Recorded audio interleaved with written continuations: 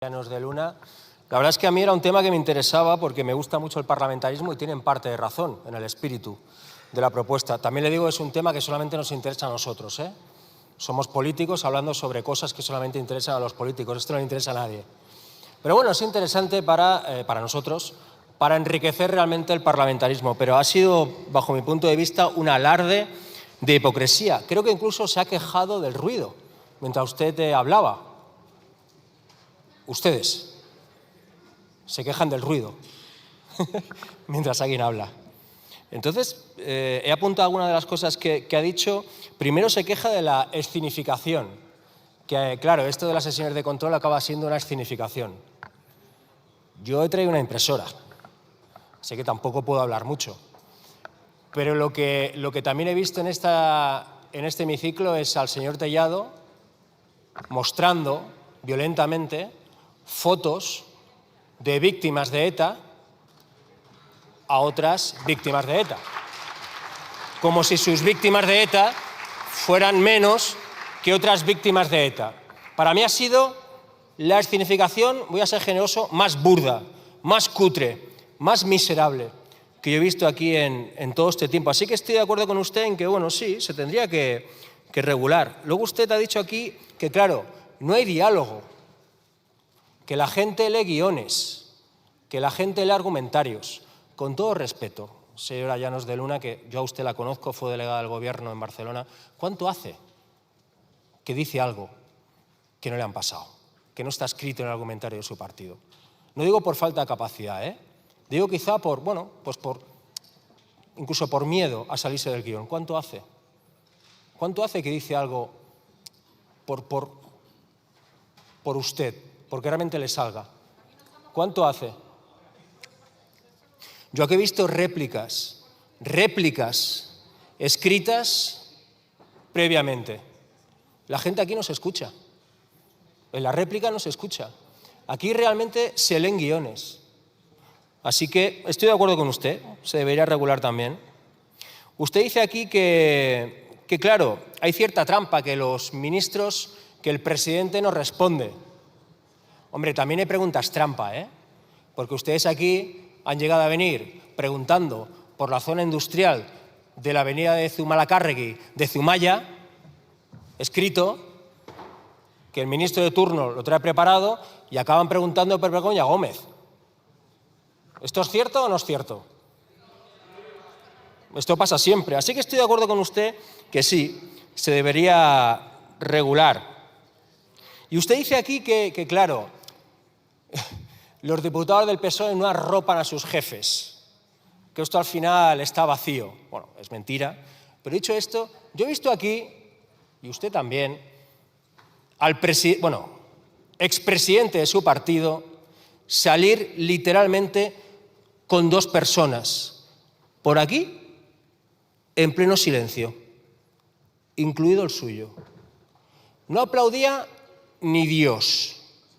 Y 48 horas antes aplaudían todos. ¿Qué había pasado en esas 48 horas? Pues que el señor Pablo Casado, en un micro de la COPE, se le había ocurrido, inocente de él, denunciar las corruptelas de Ayuso. Así que estoy de acuerdo con usted. La gente debería arropar a sus sí, estoy muy de acuerdo, a sus jefes. En definitiva, yo les voto esto, se lo aseguro, si consiguen que venga Abascal también a las sesiones de control. A partir de las 9:30, aunque sea. Muchas gracias. El control parlamentario del Gobierno es una farsa colosal. Porque llegados a este mes de junio de 2026, es evidente que al Partido Popular y a Vox solo les preocupa una cosa. No mejorar el control parlamentario, sino derrocar, rendir por vías no democráticas, si hace falta, a Pedro Sánchez y a la mayoría plurinacional republicana que lo invistió como presidente. ¿El problema cuál es? Que el PP de Feijóo no les ha servido para eso, sobre todo porque es un político títere, sin vuelo propio, rehén de Vox, rehén de Ayuso, incapaz de encontrar apoyos para una moción de censura. Y son esos sectores ultras, con Aznar a la cabeza, los que pidiendo que el que pueda hacer, que haga, han decidido externalizar la asfixia del gobierno y de la mayoría que lo investió al Poder Judicial. O para ser más exactos, a un puñado de jueces, de medios y pseudomedios bien financiados y a fuerzas extranjeras trumpistas para llevar adelante un golpe de nuevo tipo en el siglo XXI. ¿Sorprende? Claro que no, porque el Poder Judicial en sus esferas más altas sigue siendo el que más vínculos mantiene con el franquismo y con los grupos económicos que lo sostuvieron. Porque el Poder Judicial, a través de la Audiencia Nacional o del Tribunal Supremo, ha sido el instrumento de ciertos grupos políticos y económicos para cegar de cuajo cualquier atisbo de democratización del Estado. ¿Cómo? Pues ilegalizando o criminalizando a partidos o dirigentes independentistas, de izquierda, republicanos, de movimientos sociales, de sindicatos, y ahora le ha tocado a Pedro Sánchez. Y la pregunta clave es ¿por qué? Por casos de corrupción que avergüenzan como el de Ábalos, ¿de acuerdo? Por conductas propias del bipartidismo que, aunque no fueran penalmente sancionables, son éticamente intolerables también. Pero no nos engañemos, los ataques contra Pedro Sánchez y su familia son sobre todo por no haber cumplido el papel de Sagasta, por no haberse entendido con Cánovas ni haber asumido el papel de un partido trumpista, y también por no haber sido servil con Donald Trump. Por eso van a muerte contra él, el Partido Popular, Vox y los grupos económicos que tienen detrás. Y por eso van también contra él los jueces que, al salvar de la cárcel a un corrupto redomado como Aldama, están lanzando un mensaje mafioso a otros acusados. Quienes colaboren con el golpe judicial contra Sánchez se salvarán. Y aquí nosotros, como republicanos, como antifascistas, lo tenemos claro. No vamos a aplanar ni el camino al PP y Vox, ni vamos a dar ninguna carta blanca al Partido Socialista. Facilitar que gobiernen los que saquearon las arcas públicas a través de la Gürtel y la Kitchen, a los que saquearon a los contribuyentes a través de Montoro, para quien nadie ha pedido ningún tipo de prisión, no gracias. Facilitar que manos limpias, aliados con los Marchena, los García Castellón y los peinados de turno, ilegalicen y persigan adversarios, no gracias. Facilitar que Abascal, dopado por las fundaciones de Trump, por los bancos de Orbán, acusado de corrupción por sus propios compañeros de partido, tenga una vicepresidencia, no gracias. Facilitar als atacs del PP i Vox a la llengua catalana, a l'euskera, al gallec, al aragonès, al asturià, no gracias. Facilitar que vuelvan las privatizaciones y el saqueo de lo público, los pelotazos urbanísticos sin límites, los recortes salariales, a las pensiones, los ataques a los derechos de las mujeres, no gracias. Pero seamos claros, la distancia con el Partido Socialista también es mucho mayor. Porque las cloacas del Estado, los jueces inquisidores, las policías descontroladas, no han aparecido ni comenzaron cuando tocaron a Pedro Sánchez y su entorno. Porque existen hace años y han crecido con la complicidad del Partido Socialista. La sufrió la izquierda abertzale, la sufrieron personas honradas como José María Atutxa del Partido Nacionalista Vasco, la sufrió Esquerra Republicana y Junts, la sufrió Podemos, la sufrieron mujeres valentes como Vicky Rosell, como Mónica Oltra o como Ada Colau, que tuvo que afrontar más de una veintena de querellas, todas archivadas, pero muchas de ellas impulsadas desde la sombra por el Partido Socialista de Cataluña que gobernaba con nosotros. Por eso nuestro antifascismo no es amnésico, porque el Partido Socialista no quiso hablar del lawfare hasta que no le tocó en carne propia. Porque en lugar de pactar la renovación del Consejo General del Poder Judicial con la mayoría republicana y plurinacional de esta Cámara, decidió hacerlo con el Partido Popular, aquí sí, a la manera de Cánovas y Sagasta. Porque en lugar de traer a esta Cámara con luces y taquígrafos la necesaria reforma democrática de la justicia y de los cuerpos de seguridad del Estado, consintió la Q3 de Leire y puso a un antirreformista como Grande Marlaska frente al Ministerio del Interior. Porque nuestro antifascismo no es amnésico, no es ingenuo, nosotros les decimos, no queremos milongas con los presupuestos. Si quieren que esta legislatura dure, hay que actuar ya.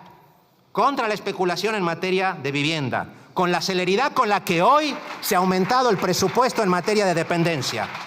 Contra la maldita ley Mordaza, contra las injurias a la corona para que raperos como Pablo Hasél salgan de la prisión de una vez. Por la regularización inmediata de las personas migrantes que quedan por regularizar, aunque eso suponga la pesadilla del diputado Figueredo de Vox. Lo que sí, señorías, no más postureo con Bad Bunny o con Mamdani. Medidas de democratización concretas aquí y ahora para frenar a la ultraderecha y construir una alternativa valiente y esperanzadora desde el Ejecutivo y negociada con la mayoría plurinacional y republicana. Y si no, señorías del Partido Socialista, será la ciudadanía la que los juzgue. El Partido Popular es espectacular, la capacidad de demagogia, hipocresía, de convertir casi en norma de actuación permanente aquello de haz lo que digo, no lo que hago, reclamándole a los demás lo que ustedes nunca practican. Fíjese, unos ejemplos simplemente. Ustedes permanentemente suben aquí para denunciar la falta de pluralismo y manipulación de televisión española. Pero parece que se les olvida que en Galicia tienen una radio y televisión convertida en un aparato de propaganda del PP, con los trabajadores que llevan 422 viernes negros denunciando durante más de 8 años seguidos, denunciando la manipulación de la televisión de Galicia. Vienen aquí permanentemente a denunciar la corrupción del PSOE, pero tapan la propia. Incluso destruyendo a martillazos ordenadores. Hablan de P.S. de Zapatero, pero todavía no saben quién es M. Rajoy. M. Rajoy que cobraba en sobres en negro. Y no le suena de nada a Alberto Quirón. Vienen con una reforma del reglamento a exigir transparencia, rendición de cuentas, control al gobierno.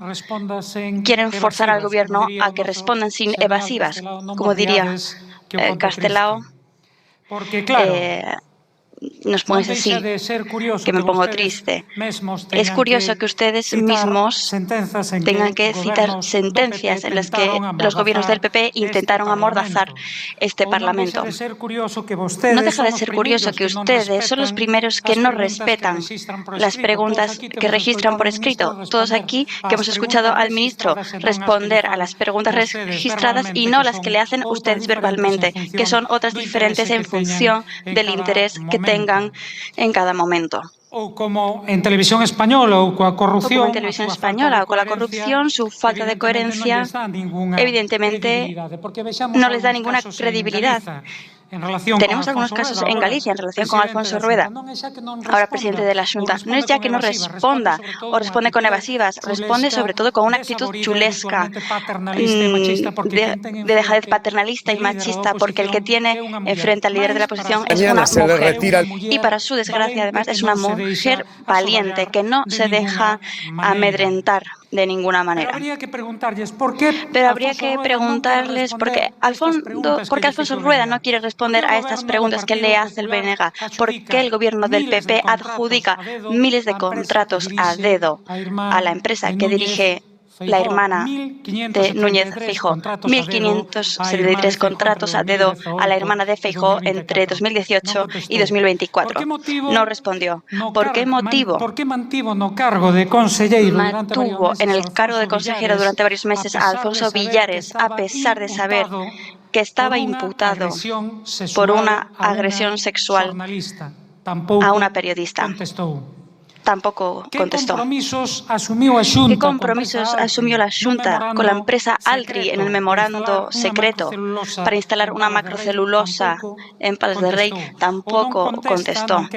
O no contesta o no comparecen, por ejemplo, para dar cuenta de la crisis de los servicios gallegos de salud, la sanidad pública de Galicia, o se negó a dar información sobre los contratos de la Xunta durante la pandemia que afectaban a empresas vinculadas a familiares de Feijóo o de la secretaria general del PP en Galicia, Paula Prado. Claro, ustedes dicen aquí que el gobierno viene aquí a hacer la oposición.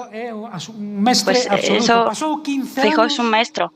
Ha pasado 15 años haciendo oposición al bipartito y echándole la culpa de los males de Galicia al bipartito, que dejó de gobernar en 2009. Eso sí, después ya votaba a Ciudadanos, que también era bastante habitual. Por el contrario, el BNG, y con esto termino, es coherente. Reclamamos pluralidad a Televisión Española y también a la Televisión de Galicia. Firmeza contra la corrupción, al PP y al PSOE también. Reclamamos transparencia y rendición de cuentas al PP en Galicia y al PSOE aquí. O sea que, señoras y señores del PP, aplíquense el cuento y a ver si comienzan a predicar con el ejemplo y predicar o practicar lo que les reclaman a otros.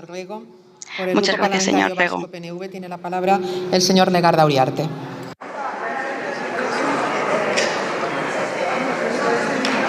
Un momentito, señor Legarda.